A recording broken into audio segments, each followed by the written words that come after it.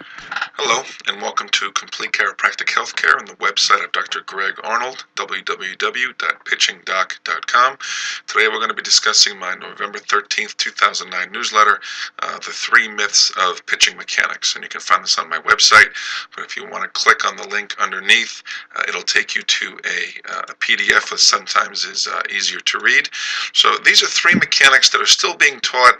And these, I was taught them growing up and thought that they were correct, even when I started to teach individual pitching instruction.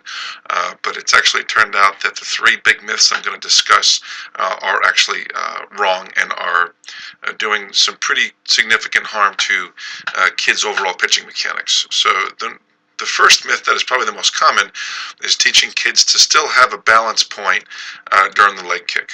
And this was disproven in a 2004 study in the National Strength and Conditioning Journal of National Strength and Conditioning Research, where they looked at kids who had balance points versus kids who didn't have balance points. And what they found was that compared to pitchers who had no balance points, the ones who did had more head movement, which led to less throwing accuracy, which led to decreased overall throwing velocity.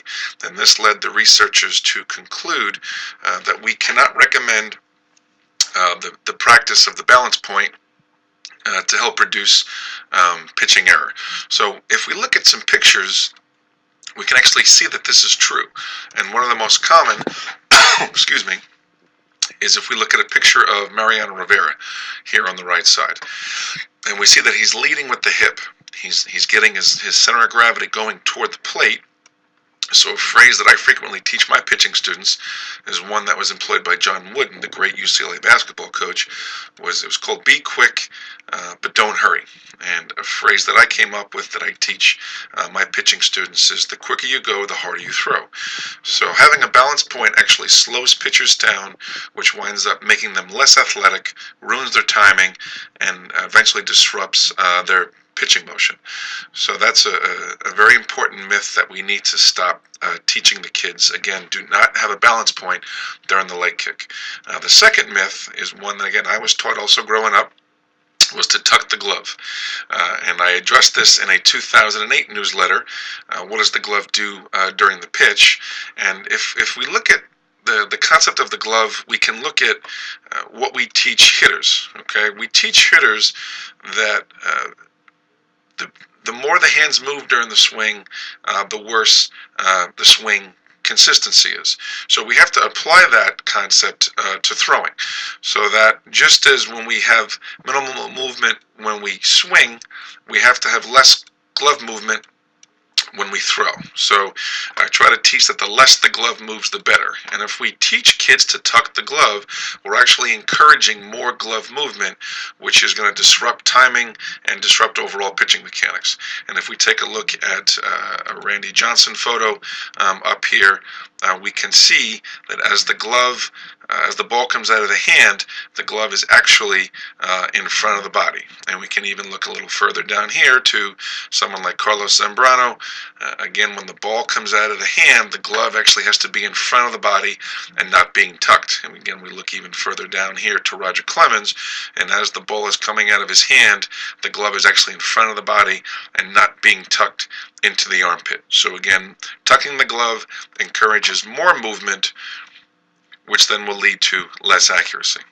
Okay, so the final concept for today is the third myth, teaching kids to follow through. And this is a stance that we commonly see in young kids, is where they are taught to finish their pitch, grab some dirt, go right into the ground. Well, what this actually is causing is actually decreased accuracy. And what we want to try to teach the kids is to actually throw down, not throw down, but throw out towards the plate. And if bending your back was so good when we pitch, why don't we teach position players to throw like this? Okay, no position player throws like this.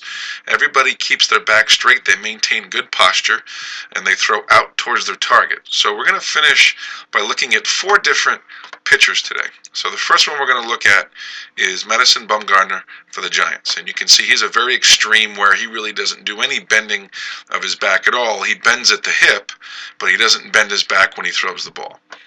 So we see the first one here. And then we can see as he throws, he keeps a pretty upright posture when he throws the ball, and that creates a consistent delivery and a consistent release point. The next pitcher we're going to look at is a Roy Halladay from the right side, who is a little bit more of a bender compared to Madison Bumgarner. So we see the same thing. He throws the ball, but he maintains a pretty good posture overall. He's not bending and finishing by bending into the dirt.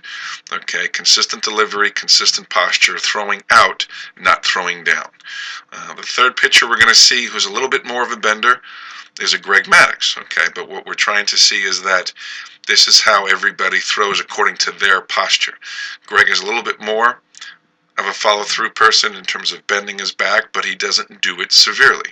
So we've gone from Madison Bumgarner to Roy Halladay to Greg Maddux, and pretty much everybody doesn't finish their pitch by grabbing dirt and going into the ground. And then the final person we're going to see is a Nolan Ryan, who again is probably the biggest bender of everybody, but he doesn't go into the ground. He throws out, but he still will maintain a somewhat of an upright posture as he throws the ball. And then the whole follow-through concept is after he releases. Okay, he's not following through. He's not bending his back as he is releasing the ball. He's doing it after ball release because he has to decelerate. So it's very important to teach proper posture when kids are throwing the ball. Don't make them bend prematurely. Keep them upright. So to finish up, again, we don't want to have a balance point. We don't want to tuck the glove. And we don't want to make kids bend their back too early. So I hope you found this information valuable. If you have any questions, you can please give me a call, 631-352-7654. You can send me an email, pitchingdoc@msn.com, or visit my website at www.pitchingdoc.com. Thank you.